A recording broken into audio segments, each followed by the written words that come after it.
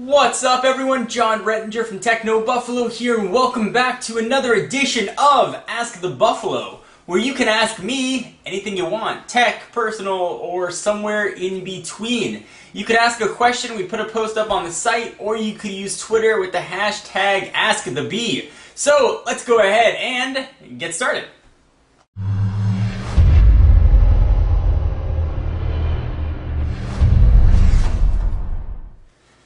So you're going to see me glance this direction. I'm going to read questions live, and I'm going to answer the questions live. None of them are pre-prepared, or at least it's live for me.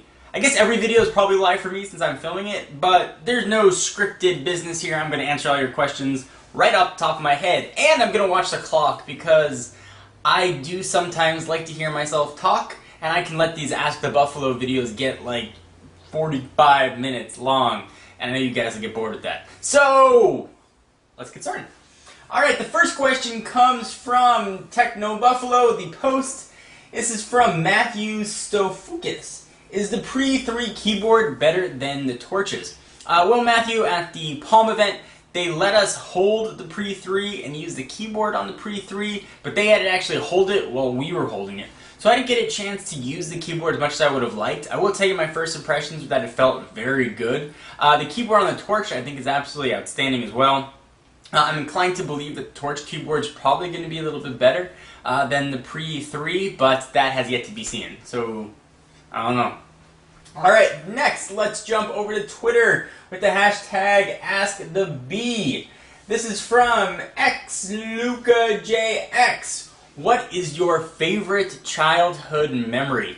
It's actually one of my earliest memories. I don't know how old I was, but I was probably like this big. You can't see my hands, but I was probably this big. My parents had a little swing set out in the backyard. I distinctly remember wearing a green Izod, you know, with the little alligator thing. Oh, I think it was called something else back then. Polo shirt, and playing on the swing set with my dad and grandfather, just running around and having a fun time. That is definitely my best memory from my childhood. If you don't know this about me, I look up to my dad a tremendous amount. My dad is my hero, so I love the time that I get to spend with him, and still get to spend with him, fortunately enough. So let's go ahead and jump on back to the website. Do you think Apple will be making a mini iPad this year for this Apple Music event? No. No! Don't even think it. I don't think we're going to see an iPad mini or anything. I think the iPad mini is called the iPhone or the iPod Touch. I think the 10 odd inches that we've got right now is probably what we're going to see for iPad sizes for quite a while. Alright, let's go back to Twitter. I'm going to jump around.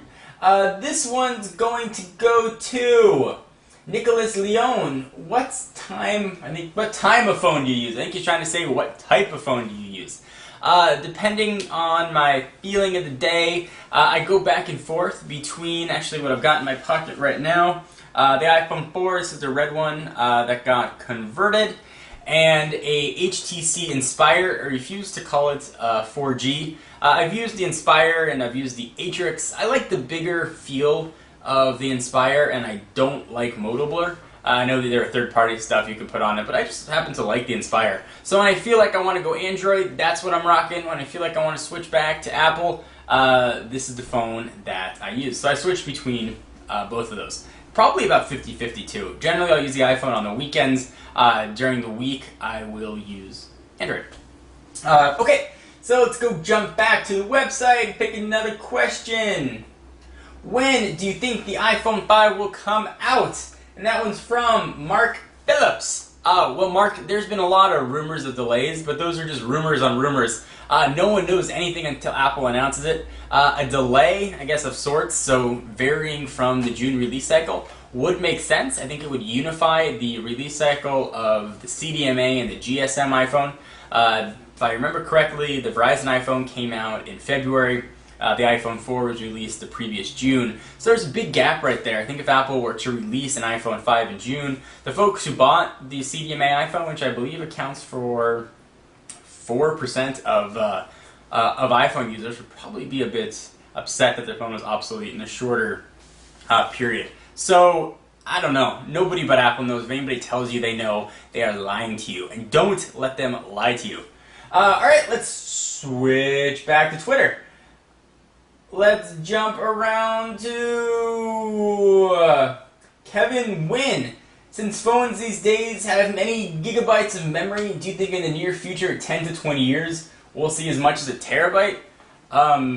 It would make sense. It's sort of a Moore's law of storage, I guess, that we're going to keep seeing bigger and bigger phones. So in 10, 20 years, yeah, I do think so. When should we expect, this is from Steve Clare, when should we expect a John Ford Lakers Jr.? I don't know. My wife and I don't know if she'd want me talking about this, but I will. We've talked about having kids maybe in like 2 or 3 years. I'm 30 right now, and we just got married in August, so we're sort of enjoying our time together. And then, we'll think about kids in a few years. We both definitely want them, but not right this second. I can barely take care of myself. In all honesty, the idea of having kids is kind of frightening to me right now. But I assume I'm not alone on that. Alright, so let's go ahead and jump back to the website. What's your opinion on jailbreaking? Is it worth it? From Veiny Rooster. That's a funny name. I forgot what his question was. Jailbreaking. Do you think it's worth it? It depends what you need the phone for. Or whether or not you want to live outside of Apple's ecosystem. Jailbreaking is extremely easy to do. If you want things like a better notification system, if you want home screen notifications, the things that I keep talking about like a broken record over and over again, then by all means jailbreak. Simple, I don't have any problem with it, it's legal to do. I feel like if you own the phone, you also own the software behind it. I don't jailbreak. For the big reason that I generally use my iPhone for comparison purposes with other devices. I like to sort of keep things on an even playing field. So if you were to get an iPhone, you want to see how it looks against the Inspire. I want to make sure that my phone is as intended from the factory, so at least it's a very fair match. Otherwise I get slammed in the comments being like, not fair, jailbroken phone. And I do read the comments. So that's why I haven't jailbroken, if that helps answer your question.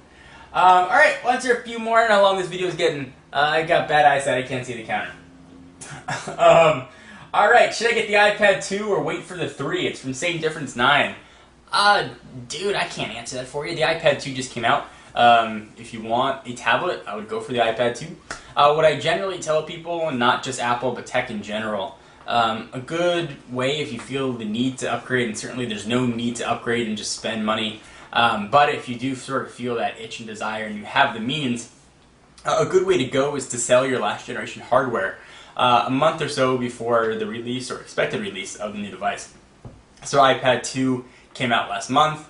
January would have been an awesome time to sell your iPad 1, and you could use that money for the next generation device. Just a bit of advice. Actually, as a side story, before I got into tech reviewing, I used to try and buy cell phones at auction. This is how big a nerd I was. I loved cell phones. I've always loved cell phones. And I always wanted to sort of try the latest tech, which is why my job is so awesome when I wake up with a massive smile on my face. But I couldn't really afford to get all the phones that I wanted to try. So I would buy them on eBay from overseas, and then I would sell. I'd use them for like a few weeks, and then I'd sell them on Craigslist. So, there are ways to sort of try and use the tools that you have available. Alright, I'll go ahead and try and answer 2 more questions. We'll take this next one from Twitter. Let's go to, if you could build the perfect smartphone, what features would it have? Scarboy6693. That's an interesting question. Well, I think that I would take the elegance of iOS. I think I would take the flexibility of Android. I think I would take the multitasking from WebOS. And I would take the BlackBerry Messenger BBM from BlackBerry, mash that all together to get an awesome smartphone. I would like to have my choice of screen size, so I would probably like a 4.3-inch screen with perhaps a physical keyboard. I don't know, it depends what mood I'm in. I'd like the option of having a physical and on-screen keyboard. Those would probably be my big choices. And that's really breaks down my thoughts on Android and iOS. I love the elegance of iOS. I love that I can do whatever I want with Android and I can make it look and feel however I like, and that's sometimes why I jump on back to the Inspire. Alright, let's go to ask the Buffalo question on the site. We've got a question from Kyle Brisky. Kyle says, do you think Apple will try to implement 3D on their iPhones? I hope not. I think this whole stereoscopic 3D thing is a joke. Maybe I have old eyes, but it kills my eyes. I don't think the 3D effect is worth it at all. I don't need to see the little dude look like it's coming at me. 2D is fine with me, and I'd rather not hurt my eyes or have the eye strain. So I hope we don't go 3D, although the trend is everybody's going 3D, so certainly we'll see Apple probably jump on that bandwagon at least one more time. Alright, so let's ask one more question, because I could probably do this for like 6 hours. I love talking to you guys. I really do like it. Alright, what's the best way to get subscriptions on a tech channel? This is from Reveling Tech. That was from Twitter. The best way is to find your own style and to show some personality in your videos. Don't try and copy, don't try and copy Mark, don't try and copy Chris Perillo, Chilla Frilla, Ty's iPhone Help, or me. Try and find your own style. We all have our own sort of way that we do things. And that sort of works for us, and the audience responds well to that. Find your own thing. Don't try and use anybody else's voice. I guess that's good advice for life in general. Find your voice! Unlike an after-school special. Or an episode of, I don't know, what has, like the Brady Bunch, when I'm going to date myself. Alright, this one really will be the last one. Let's go to Brett Ostek. Who is your favorite YouTuber? Obviously, other than yourself. That's a good question. I watch a lot of tech videos because I like tech and I enjoy watching tech in general. But my favorite YouTubers, the guys that I look forward to seeing videos every day, I love the Vlog Brothers. I think they are outstanding. I think they're intellectual and funny, and they have heart, and they care about causes. So I love watching them. I love the college humor videos as well. They always make me laugh. And you know what? I'll actually go into my subscriptions, and I will see who I got there, and I'll tell you who my favorite are. My wife, I know, loves Michael Buckley from What the Buck. She gets super excited whenever he posts videos. I also love James Nintendo Nerd. I forgot about him. The Angry Video Game Nerd. He is awesome. Definitely check him out. So guys, I could talk forever, but this video is going to get to be 90 minutes long. I hope you enjoyed Ask the Buffalo, and you got a chance to ask me, the Buffalo. I am a Buffalo, like Tatanka. I'll see you in the next video.